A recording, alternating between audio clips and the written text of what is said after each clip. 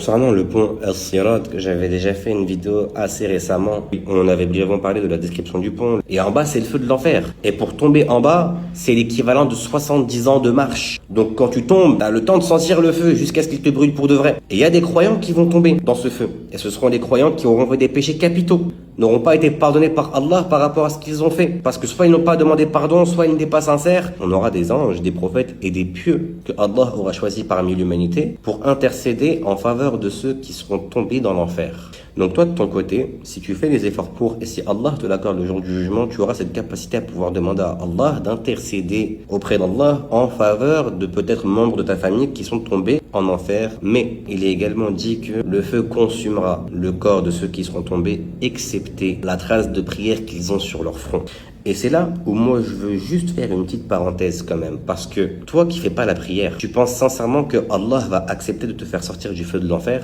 Quand bien même il y a divergence sur le fait que celui qui la délaisse par paresse est toujours musulman ou pas, et je voulais simplement voir c'était quoi l'avis des sahaba, des compagnons par rapport à ça, puisque chez eux c'est différent. Alors oui, ça veut dire qu'ils ont fait des péchés capitaux en parallèle. Ça veut dire qu'ils ont peut-être fait riba, zina, le vol, la médisance, la calomnie, et toutes sortes de choses qui sont ignobles. Et peut-être qu'ils ne se sont pas repentis ou pas repentis à temps. Mais vous savez que celui qui délaisse la prière, il est pire que tout ça. Et là on te parle de ceux qui sont en train de brûler, qui font la prière au point où ils ont la trace sur le front. Ça veut dire que peut-être ils font qiyam al-layl, peut-être qu'ils prient la nuit, et toi tu délaisses la prière. Et parce que en parallèle tu vis comme un entre guillemets honnête citoyen selon le prisme des koufars, tu penses alors être mieux que ces gens. À ton avis, toi tu vas finir où yawm al-qiyam si eux de leur côté ils sont en train de brûler en enfer à cause des péchés qu'ils ont fait, sachant que toi la prière, le fait de le délaisser, c'est bien plus grave que tout le reste. Parce que admettons que devant Allah azza wa jal, de par le fait que tu délaisses la prière, tu sois kafir, mécréant.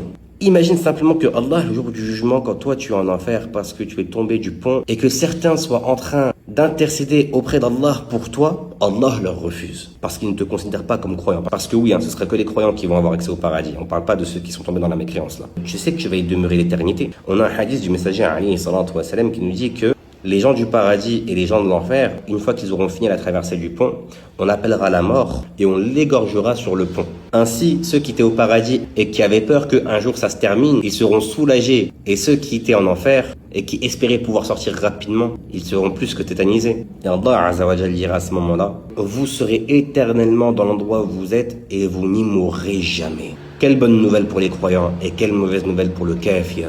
Prends garde donc à ne pas faire partie de leur camp à eux et reviens vers Allah rapidement et profite de ce mois pour le faire correctement.